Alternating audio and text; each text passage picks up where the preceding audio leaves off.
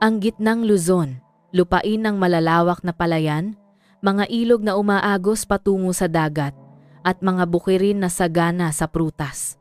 Dito, ang buhay ng mga tao ay tila umaagos ng tahimik, mapayapa tulad ng tubig.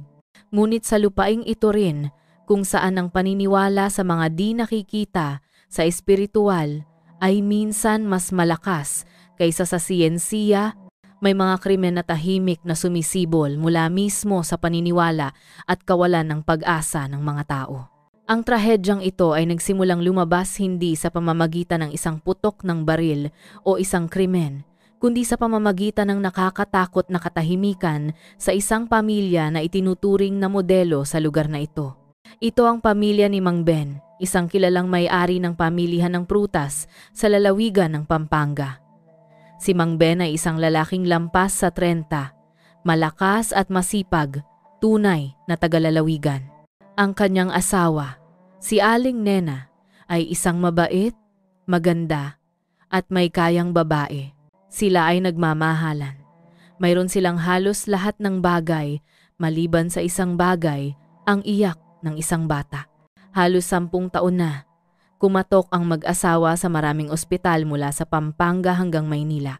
Ang pera ay umagos tulad ng tubig, ngunit sa bawat oras na matanggap nila ang mga resulta, ito ay isang iling lamang ng ulo. Ang pagnanais na magkaroon ng isang anak upang ipagpatuloy ang kanilang angkan ay lumago at naging isang hindi nakikitang presyon na bumibigat sa mga balikat ni Aling Nena. Sa kanilang pinakadesperadong sandali, narinig nila ang tungkol kay Albularyo Elias. Ang bahay ni Albularyo Elias ay malalim sa isang malawak na hardin, malapit sa isang maliit na ilog, hiwalay sa labas ng mundo. Sinasabi na si Albularyo Elias ay hindi lamang isang ordinaryong herbalista, kundi isang magaling na manggagamot. Isang taong may kakayahang magpagaling ng mga sakit na hindi kayang pagalingin ng modernong medisina, lalo na ang pagkabaog. Naniniwala sa mga usap-usapan, si Aling Nena ay humingi ng tulong kay Albularyo Elias. Ang lalaking lampas sa 50 na may mapagkumbabang hitsura, puting buhok, mahinahon na pananalita, at malalim na pag-unawa sa mga halamang gamot ay agad na nakuha ang tiwala ni Aling Nena. Pagkatapos ng maraming pagsusuri, sinabi ni Albularyo Elias na ang mag-asawa ay nahaharang ng mga masasamang espiritu at kailangang magsagawa ng isang espesyal na seremonya upang maalis ang mga ito. Kasama rito, dapat uminom si Aling Nena ng isang malakas na gamot na alak na personal na inihanda ni Albularyo Elias. Sumunod si Aling Nena ng walang pagtutol. Ang seremonya ay naganap sa hating gabi sa pribadong silid ni Albularyo Elias. Naalala lamang niya na uminom siya ng isang baso ng alak na gamot na matamis at may matapang na amoy ng mga halamang gamot. Pagkatapos ay naramdaman niya ang pagkahilo, antok, at hindi na niya maalala kung ano ang nangyari pagkatapos noon hanggang sa sunduin siya ng kanyang asawa. At pagkatapos ay isang himala ang talagang nangyari. Pagkalipas ng 2 buwan, masayang ibinalita ni Aling Nena na siya ay buntis. Pagkatapos ng 9 na buwan at 10 araw, isang malusog at matabang batang lalaki ang isinilang sa labis na kagalakan ng magkabilang pamilya. Pinangalanan siya ni Mang Ben na Miguel, umaasa na ang buhay ng kanyang anak ay palaging puno ng biyaya. Ngunit ang kaligayahan na yun ay napakaikli. Habang lumalaki si Miguel, lalong nakaramdam si Mang Ben ng isang nagngangalit na pagkabalisa sa kanyang puso. Ang bata ay walang anumang pagkakahawig sa kanya, mula sa kanyang mga mata, ilong, hanggang sa kanyang ngiti. Sa simula, binaliwala niya ito, na sinasabing ang anak ay hindi katulad ng ama, kung gayon katulad ng ina, katulad ng mga lolo at lola. Ngunit ang pagdududa ay lumago, tulad ng isang makamandag na ahas na kumakain sa kanyang kaluluwa araw-araw. Ang mga salita ng mga kapitbahay, ang mga palihim na tanong ng mga kamag-anak, ang bawat isa ay parang isang kutsilyo na tumutusok sa paggalang sa sarili ng lalaki. Hindi na makatiis, nagpasya siyang alamin ang katotohanan. Nagsinungaling siya sa kanyang asawa na dadalhin niya ang kanilang anak sa Maynila para sa isang medikal na pagsusuri, ngunit sa totoo lang ay lihim niyang dinala ang kanyang anak sa isang kagalang-galang na DNA testing center. Pagkalipas ng isang linggo, bumalik siyang mag-isa sa lungsod upang kunin ang mga resulta. Hawak ang test result sa kanyang kamay. Gumuho ang lupa sa ilalim ng kanyang mga paa. Ang nakabold na teksto ay kasing lamig ng isang hatol. Si Benigno Ben Reyes ay hindi ang biological na ama ng bata na si Miguel Reyes. Umupo siya ng tahimik sa isang sulok ng parke ng maraming oras.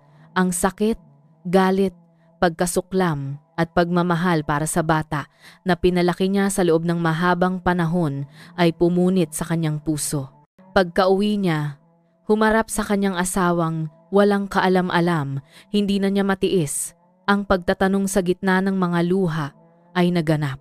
Lumuhod si Aling Nena, sumusumpa sa buhay at kamatayan na hindi niya kailanman ipinagkanulo ang kanyang asawa.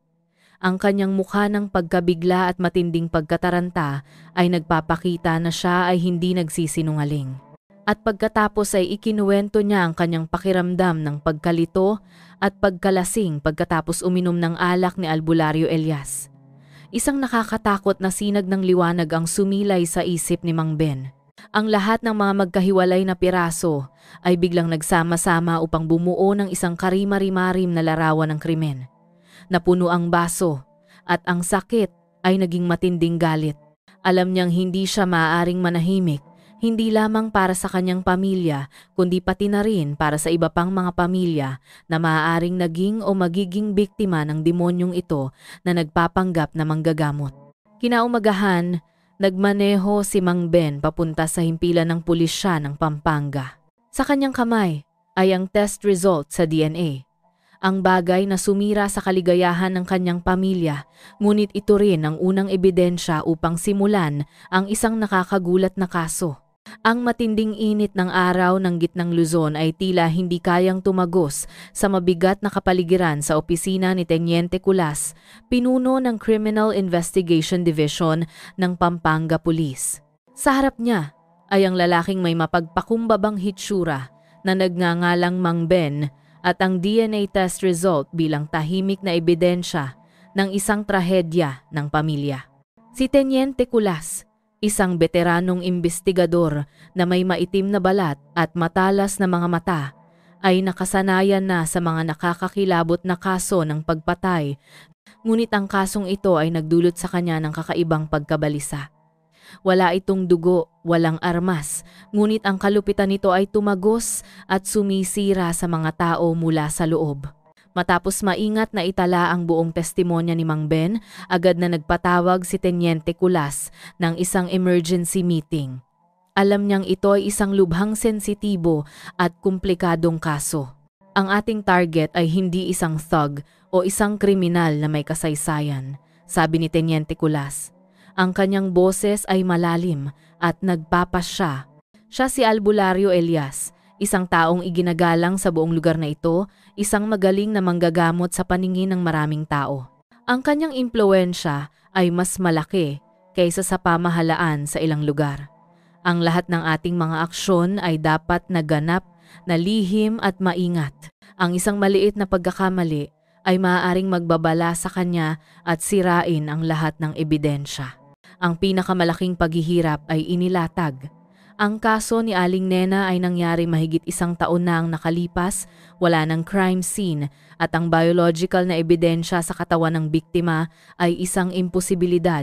Ang testimonya ni Aling Nena ay malabo. Nalalasing sa gamot, hindi maaaring gamitin bilang direktang ebidensya upang ikrimen siya. Ipinapakita lamang ng DNA test result na si Mang Ben ay hindi ama ng bata, ngunit hindi nito mapatutunayan na si Albulario Elias ang may sala. Isang task force ang agad na binuo, na direktang pinamumunuan ni Teniente Kulas. Ang unang ipinanukalang diskarte sa pagsisiyasat ay ang pakiramdaman ang daan nagsasagawa ng isang lihim na malawak na pagsisiyasat. Ang mga karanasang imbestigador ay nahahati sa maraming team, kumakalat sa iba't ibang lokalidad. Ang kanilang tungkulin ay hindi upang direktang mag-imbestiga, kundi upang manggolekta ng impormasyon sa isang mas natural na paraan. Ang isang pangkat ng mga imbestigador ay tungkulin na siyasatin ng mga talaan ng populasyon, naghahanap ng mga mag-asawang may katulad na mga pangyayari tulad ng mag-asawang Ben at Nena. Maraming taon ng pagkabaog, matatag na kabuhayan, at biglaang pagkakaroon ng anak ng kahanga-hanga. Ang isa pang pangkat na nagpapanggap na naghahanap ng manggagamot para sa isang matandang ina, mga negosyante ng prutas at mga taong umuwi upang bisitahin ang mga kamag-anak ay nagsimulang makipag-usap sa mga coffee shop, mga pamilihan malapit sa bahay ni Albulario Elias upang makinig sa mga pampublikong opinyon. Pagkatapos lamang ng higit sa isang linggo, ang unang impormasyon ay iniulat at ganap na tumugma sa inaasahan ng task force. Natukoy ng mga imbestigador ang 3 iba pang mga pamilya sa mga kalapit na lalawigan na nagkaroon din ng mga anak pagkatapos ng mahabang panahon ng pagkabaog salamat sa mga kamay ni Albulario Elias, at ang senaryo ay halos kapareho. Ang asawa ay kailangang sumailalim sa isang espesyal na seremonya ng pagpapala sa gabi, uminom ng isang malakas na alak ng gamot na personal na inihanda ng albularyo at pagkatapos ay bumalik sa estado ng pagkalito, natutulog ng mahimbing hanggang sa sumunod na umaga. Isinalaysay nila ang pakiramdam na iyon na may ganap na paniniwala. Iniisip na ito ay dahil sa pagtanggap ng mga banal na pagpapala. Ang isang imbestigador na nagpapanggap na naghahanap ng gamot para sa kanyang matandang ina ay nakipag-ugnayan sa isang dating katulong ni Albulario Elias. Isinalaysay ng babae na ito na si Albulario Elias ay may isang pribadong silid sa likod ng hardin kung saan isinasagawa niya ang pinakamahalagang ritual. Ang silid na ito ay palaging nakakandado. Walang sino man ang pinapayagang pumasok kahit na mga miyembro ng pamilya. At sa mga gabi ng seremonya ng pagpapala, pinapayagan ni Elias ang lahat ng mga empleyado na magpahinga ng maaga, siya lamang at ang babaeng pasyente ang natitira. Ang lahat ng mga piraso ay unti-unting lumitaw, nagtatayo ng isang larawan ng isang malaswang demonyo na nagbabalat kayo bilang isang manggagamot. Bumuo siya ng isang halos perpektong proseso para sa pagsasagawa ng kanyang mga krimen. Pinupunta riyan niya ang mga kababaihan sa pinakaloob ng kanilang kawalan ng pag-asa. Sinasamantala ang kanilang pagnanais na maging ina upang manipulahin ang kanilang mga kaisipan. Lumilikha siya ng isang kapaligiran ng mistikal na kabanalan upang ganap na paniwalaan siya ng mga biktima. At sa wakas, ginagamit niya ang kanyang sariling gamot bilang isang tool upang magsagawa ng kanyang mga krimen. Ginagawa itong isang armas na hindi nakakakilos sa mga biktima na nagiging kusang loob silang pumasok sa bitag ng walang kamalayan. Sa silid ng pagpupulong ng task force, ang diagram ng ugnayan sa pagitan ng mga biktima ay iginuhit ng detalyado sa whiteboard. 4 na pamilya, 4 na batang ipinanganak sa isang himala, at isang modus operandi ang paulit-ulit.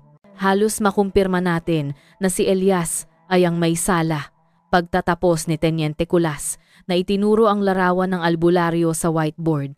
Ngunit ang lahat ay mga haka-haka at circumstantial na ebidensya pa rin. Kung haharapin, itatanggi niya ang lahat. Sasabihin niya na iyon ay isang pagkakataon lamang dahil sa pagiging mapalad sa isang mahusay na tagapagbigay. Hindi natin siya maaaring arestuhin sa mga bagay na ito. Tumahimik ang buong silid. Mayroon silang larawan ng kriminal, alam ang kanyang modus operandi, ngunit kulang ang pinakamahalagang bagay. Direktang ebidensya, isang ebidensya na hindi maitatanggi. Muling nabalam ang kaso. At tulad ng iba pang mga mahirap na kaso, kapag ang mga tradisyonal na pamamaraan ng pagsisiyasat ay napatunayang walang silbi, isang natatanging paraan na lamang, isang mas mapanganib, mas matapang na plano ang iminungkahi. Kailangan nilang bitagin ang makamandag na ahas na ito sa mismong yungib nito. Sa silid ng pagpupulong ng task force, ang katahimikan ay umabot sa punto na maririnig mo ang tik ng orasan. Ang diagram ng kaso sa whiteboard ay malinaw, ang larawan ng demonyo ay lumitaw. Ngunit ang kadena para sa pagpigil sa kanya ay masyadong manipis. Alam nila na para sa isang tuso at makamandag na ahas tulad ni Albularyo Elias, ang pakikipag-usap lamang sa kanya ay magbibigay sa kanya ng pagkakataon upang makatakas at itanggi ang krimen. Hindi natin siya hahayaang makatakas, sabi ni Teniente Kulas, na bahagyang idinampi ang kanyang kamay sa mesa, na sinira ang katahimikan. Kung ang mga karaniwang pamamaraan ay hindi gumagana, kailangan nating gumamit ng mga espesyal na hakbang. Kailangan nating bitagin ang makamandag na ahas na ito sa mismong yungib nito.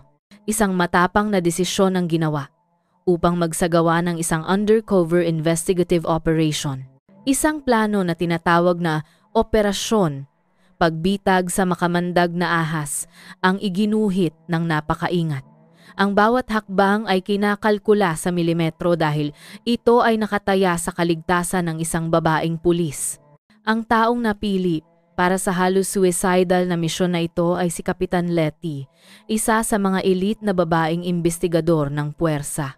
Sa edad na 30, hindi lamang maganda si Kapitan Letty, matindi ang kanyang pagkababae, kundi mayroon din siyang katigasan, kakayahang umangkop at mga kasanayan sa pag-arte na napahusay sa pamamagitan ng maraming komplikadong kaso.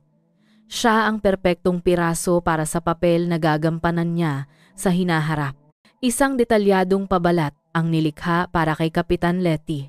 Gagampanan niya ang papel ni Tess, isang batang matagumpay na babaeng may-ari ng negosyo sa Iloilo na dalubhasa sa pag-export ng mga produktong agrikultural. Ang pabalat na ito ay may dalawang layunin. Ang kayamanan ay magpapaliwanag sa kanyang pagiging handang gumastos ng malalaking halaga para sa mga ritual, isang bagay na pinaniniwalaan ng task force na magiging sanhi upang kagatin agad ni Albularyo Elias ang pain. At ang sakit ng pagkabaog sa kabila ng kasal sa loob ng maraming taon ay isang nakakumbinsi na kwento upang maabot ang kanyang espesyalidad. Isinagawa ang mga paghahanda ng napakaingat. Si Kapitan Letty ay nilagyan ng mga advanced na tool ng pagsubaybay.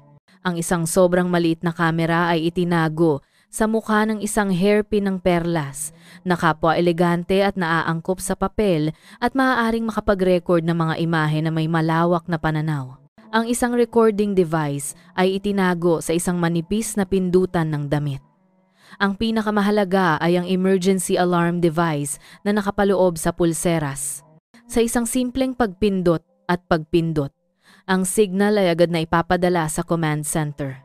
Ang isang espesyal na task force na binubuo ng mga piling investigador at pulis ay itinatag upang magbigay ng suporta. Ang plano upang lapitan ang lokasyon ay ginawa alinsunod sa espesyal na katangian ng Central Luzon, isang karagatan ng malalawak na palayan. Ang isang pansamantalang command center ay matatagpuan sa loob ng isang truck na nagdadala ng agrikultural na produkto na nakaparada sa isang daungan ilang kilometro ang layo mula sa bahay ni Albularyo Elias. Mula dito, isang task force ang gagamit ng bangkang demotor upang tahimik na lapitan ang hardin mula sa likurang bahagi gamit ang mga ilog na nag-uugnay sa mga palayan. Ang isa pang pangkat ay magtatago sa isang hardin ng mangga sa malapit, handang tumawid sa hardin upang lumapit mula sa direksyon ng lupa. Ang lahat ay dapat na maganap sa ganap na katahimikan. Pagkalipas ng ilang araw, nagsimula ang operasyon. Si Kapitan Letty, na nagpapanggap na si Tess, ay nagmaneho sa bahay ni Albularyo Elias sakay ng isang mamahaling kotse. Ginampanan niya nang maayos ang papel ng isang matagumpay na babae, ngunit ang kanyang mukha ay palaging nagtatago ng malalim na kalungkutan. Nagdala siya ng malalaking alay, mula sa mga basket ng premium na prutas hanggang sa makapal na sobre ng mga donasyon. Kinilala agad ni Albularyo Elias sa kanyang mga mata ng isang propesyonal na manloloko na ito'y isang malaking biktima. Sinalubong niya si Tess nang may malaking init. Nakinig siya sa kwento ni Tess, Tumango at nagpanggap na nakauunawa, at pagkatapos ay nagsimulang magsalita sa mga mahiwagang termino, kalahati ay medikal at kalahati ay espiritual. Sinabi niya na mayroon siyang magandang kayamanan, ngunit ang kanyang anak na enerhiya ay naharang ng mabibigat na negatibong enerhiya. Sa mga sumunod na pagpupulong, ipinakita ni Kapitan Letty ang kanyang sarili na lubos na naniniwala at desperado. Sumunod siya nang walang pagtutol sa lahat ng mga direksyon ni Elias, nang walang pag-aatubili. Gumasto siya ng pera nang walang pag-aatol para sa mga seremonya. Ito ang klasikong taktika ng pagmamanipula ni Albularyo Elias upang pigain ang pera habang sinusubukan ang pananampalataya ng kanyang mga biktima. Pagkatapos ng halos 3 linggo ng mga pagsubok, tila ganap nang nagtiwala si Elias sa katapatan ni Tess. Nagpa siya siyang oras na upang kumilos. Sa isang pagpupulong, sinabi niya kay Kapitan Letty sa isang taimtim na boses, "Nakikita ko na ang iyong katapatan ay naantig ang lupa at langit." Sa darating na gabi, sa eksaktong oras ng hating gabi, pumunta ka rito ng mag-isa. Isasagawa ko ang isang huling ritual, isang napakabanal na paghiram ng enerhiya upang pagpalain ka ng anak. Tandaan, dapat kang pumunta ng mag-isa at panatilihing ganap na lihim. Ito ang sandaling hinihintay ng buong task force. Ang lambat ay itinakda na. Naghihintay na pumasok ang malaking isda. Sa gabi ng kabilugan ng buwan, ang maliwanag na buwan ay bumagsak sa hardin ng prutas na gumuhit ng mga kakaibang hugis sa lupa, ang kakaibang katahimikan at kapayapaan ng kanayunan. Ngunit itinatago sa likod ng katahimikan na iyon ay matinding tensyon. Sa truck, si Teniente Kulas at ang mga pangunahing miyembro ng task force ay nakatutok sa mga monitor. Sa ilalim ng ilog, isang motorboat, tahimik tulad ng kamatayan na puno ng mga opisyal ng pulis, tahimik na papalapit sa likurang bahagi ng kuta ni Albularyo Elias. Sa kabilang panig, nakaposisyon na ang isa pang grupo na nakatago sa dilim ng hardin ng mangga, handang kumilos. Ang nakikitang lambat ay itinatakda na. Sa mismong oras ng hating gabi, si Kapitan Letty bilang si Tess ay nagmaneho papunta sa tagpuan, nakasuot ng isang puting sutlang barot saya na may bahagyang make-up sa kanyang mukha na nagpapakita ng tamang pagkaunawa ng isang babaeng taimtim ngunit puno ng pag-aalala. Ang lahat ng kanyang mga aksyon mula nang bumaba siya sa kotse hanggang sa pagpasok niya sa gate ay naitala at ipinadala ng live sa command center.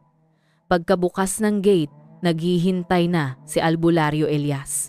Nakasuot pa rin siya ng kanyang kayumangging kasuotan na nagpapakita ng isang mukhang taimtim. Ipinahiwatig niya na sundan siya sa pinagbabawalang silid sa likuran kung saan isinasagawa niya ang kanyang pinaka-espesyal na ritual. Sa pamamagitan ng sobrang maliit na kamera na nakatago sa kanyang hairpin, malinaw na makikita ng task force ang buong tanawin sa loob. Ang silid ay pinalamutian ng kakaibang paraan. Ang usok ng insenso ay napakalakas. Ang kumikislap na ilaw ng kandila ay naghagis ng mga kakaibang imahe sa dingding. Sinimula ni Albularyo Elias ang ritual. Binubulong ang mga hindi maintindihang spells. Lumilibot siya kay Kapitan Letty na may hawak na sanga at winisikan siya ng isang bagay na humihiling na lumuhod siya sa harap ng dambana, taimtim na nagdarasal. At pagkatapos ay dumating ang mapagpasyang sandali. Kinuha niya ang isang maliit na mangkok na ceramic na naglalaman ng amber na likido na naglalabas ng matapang na amoy ng gamot. Ito ang gamot na alak na naimbak namin sa loob ng 100 araw na sinisipsip ang buong kakanyahan ng lupa at langit. Sabi niya sa isang makapangyarihang boses. Tutulungan ka nitong buksan ang iyong daluyan ng dugo. Tanggapin ang enerhiya. Uminom ka nito at maging napakatapat nang walang anumang pag-aalinlangan. Si Kapitan Letty bilang si Tess ay nagpakita ng matinding debosyon na nanginginig ang mga kamay habang tinatanggap niya ang baso. Sa command center, huminga ng malalim ang lahat. Alam nila na sa basong iyon ng alak ang susi sa kaso, ngunit ito rin ang pinakamalaking panganib sa babaeng imbestigador. Si Kapitan Letty ay sinanay ng husto para sa sitwasyong ito. Inilapit niya ang baso sa kanyang mga labi na maingat na ginamit ang kanyang katawan upang hadlangan ang paningin. Nagpanggap siyang pinabalikwas ang kanyang ulo at uminom, ngunit sa isang napakabilis na sandali, nang itinaas niya ang kanyang kamay upang takpan ang kanyang bibig. Halos ibinuhos niya ang lahat ng likido sa isang sobrang maliit na waterproof na plastic bag na nakatago sa kanyang manggas. Napakaliit lamang ang nilunok niya, sapat na upang hindi maghinala si Elias. Magaling. Tumango si Albularyo Elias nang may kasiyahan nang makita ang baso na walang laman. Ngayon humiga ka sa kawayang kama na yon. Kalmado ang iyong katawan, ipikit ang iyong mga mata, at ang banal na espiritu ay magsisimulang gumana. Kahit na ano ang maramdaman mo, naririnig, hindi mo dapat ibuka ang iyong mga mata, kung hindi, ang pagpapala ay mawawala. Mahinahon na sumunod si Kapitan Letty. Pagkaraan ng ilang minuto, nagsimula niyang maramdaman ang epekto ng gamot. Kahit na napakaliit lamang, nagsimula nang mahilo ang kanyang isip at naging mabigat ang kanyang katawan. Alam niyang malakas ang gamot na ito. Nagsimula siyang umarte na nagiging mas pantay at mas malalim ang kanyang paghinga, tulad ng isang taong nakatulog na. Sa command center, nakita ng mga investigador sa pamamagitan ng screen ng albularyo na pinagmamasdan ang biktima. Nang makita na si Kapitan Letty ay tila walang malay, ang nagpanggap na debosyon sa kanyang mukha ay unti-unting nawala, pinalitan ng isang masamang ngiti, isang tingin na puno ng masamang pagnanasa. Unti-unti siyang lumapit, lumuhod sa tabi ni Kapitan Letty at nagsimulang gumawa ng kahindik-hindik na mga kilos. Si Kapitan Letty, sa kabila ng kanyang matinding pagkasuklam, ay kailangang manahimik at patuloy na gampanan ang papel ng isang taong ganap na nawalan ng pandama. Kailangan niyang maghintay hanggang sa ang kanyang pag-uugali ay sapat na upang bumuo ng isang krimen na hindi niya maitatanggi. Nang simulan niyang tanggalin ang kanyang damit, alam niyang dumating na ang tamang oras, ang kanyang krimen ay naitala sa pinakamalinaw na paraan. Lihim niyang pinindot ang alarm button sa kanyang pulseras. Agad na ipinadala ang signal sa command center. Kumilos! Sigaw ni Teniente Kulas sa radyo. Tulad ng dalawang panganang plays, ang mga opisyal ng pulis mula sa dalawang direksyon ay sabay-sabay na sumugod papunta sa pinagbabawalang silid. Bang! Ang kahoy na pinto ay sinipa. Si Albularyo Elias, na nakalubog sa kanyang masamang kilos, ay ganap na nagulat. Nagawa lamang niyang itaas ang kanyang ulo. Na malaking-malaki ang kanyang mga mata sa gulat nang makita ang dose-dosenang mga baril na nakatutok sa kanya. Sumikat ang maliwanag na flashlight na nagbubunyag sa tunay na mukha ng demonyo. Pulis ito. Lahat manatiling kalmado. Bago siya nagawang tumugon, lumapit ang mga opisyal, pinigilan at kinadena siya. Ang banal na manggagamot na ilang minuto lamang ang nakalipas ay nagpapala ng mga anak. Ngayon ay isang kriminal na nahuli sa isang sitwasyon na hindi maaaring higit na kahiyahiya. Ang operasyon, pagbitag sa makamandag na ahas, ay naging ganap na matagumpay. Ang pagpapanggap sa isang nagliligtas na may kakayahang magbigay ng mga anak ay natapos sa isang paraan na hindi maaaring higit na kahiyahiya. Ang pagkahuli kay Albularyo Elias na gumagawa ng krimen ay nagwakas sa kaso laban sa masamang albularyo. Ang drama ng isang debotong mananampalataya na nagbibigay ng mga anak ay natapos sa pinakakahiyahiyang paraan sa interrogation room ng Pampanga Police. Hindi na nakasuot si Elias ng kanyang kasuotang nagpapanggap. Isa lamang siyang kalbong matandang lalaki na may mapanlinlang na mga mata na yumuyuko sa harap ng matibay na ebidensiya. Ang video na nagtatala ng kanyang buong kriminal na kilos, ang sample ng gamot na ipinakitang naglalaman ng mga mataas na dosis ng nakapapawing pagod na gamot at ang pahayag ng maraming biktima. Napagtanto ni Elias na walang saysay ang anumang pagtatangka na magsinungaling. Inamin niya ang lahat ng kanyang mga krimen. Ang kanyang pahayag ay walang kahit katiting na pagsisisi. Isinalaysay niya ang kanyang mga krimen sa isang natural na boses na parabang nagsasalita tungkol sa isang formula. Inamin niya na mayroon lamang siyang kaunting kaalaman tungkol sa mga gamot na natutunan niya sa pamamagitan ng pagnanakaw ng kaalaman. Ang lahat ng kanyang katanyagan bilang isang manggagamot ay ang lahat ng gawa-gawa niya, na nagtatayo ng isang detalyadong senaryo upang manipulahin ang mga psyche at linlangin ang mga madaling maniwala. Ang paniniwala ng mga tao, lalo na ang mga nasa desperadong sitwasyon, ang pinakamadaling bagay na pagsamantalahan. Sabi niya na may mahinang ngiti. Binibigyan ko lang sila ng gusto nilang paniwalaan. Inamin niya na pinupuntaryan niya ang mga babaeng baog, ang mga may matinding pagnanais na maging ina. Gumamit siya ng mga taktika upang maghalo ng mataas na dosis ng nakapapawing pagod na gamot sa kung ano ang tinatawag niyang pagpapala ng gamot. Nang ang mga biktima ay malapit ng mawalan ng malay, gumawa siya ng panggagahasa ng tanungin tungkol sa kanyang motibo. Nagbigay siya ng isang masamang at baluktot na pag-amin. Sinabi niya na hindi ito panggagahasa kundi isang paraan ng pagbibigay ng mga pagpapala. Sinabi niya na siya ay nagbibigay ng mga pagpapala. Sinabi niya na hindi panggagahasa kundi isang paraan ng pagbibigay ng mga pagpapala ng enerhiya. Inilantad ng pag-amin na iyon ang isang tunay na demonyo. Isang taong sinamantala ang sakit at ang pinakabanal na kawalan ng pag-asa ng mga kababaihan upang bigyang kasiyahan ang sarili niyang pagnanasa at kasakiman. Matapos makuha ang pahayag ni Elias, nagsagawa ang task force ng isang mas malawak na pagsisiyasat. Ang kaso, pagkatapos na isa publiko, ay nagdulot ng isang malaking pagkabigla sa publiko. Dose-dosenang iba pang mga kababaihan pagkatapos mabasa ang impormasyon ay lumapit sa pulisya upang mag-ulat. Sa pagkakataong ito, napagtanto nila na ang mga nakalilitong sensasyon na naranasan nila ay hindi kabanalan o gamot kundi mga epekto ng gamot. Ang pagsisiyasat ay nagpaliwanag din sa trahedya ng mga buhay ng 4 na pamilyang baog. Ang mga resulta ng DNA test ay nagkumpirma ng isang nakapipinsalang katotohanan na ang lahat ng 4 na bata ay biological na anak ni Elias. Ang katotohanang ito ay parang isang kidlat na bumagsak at nagbago sa kalagayan ng 4 na pamilya.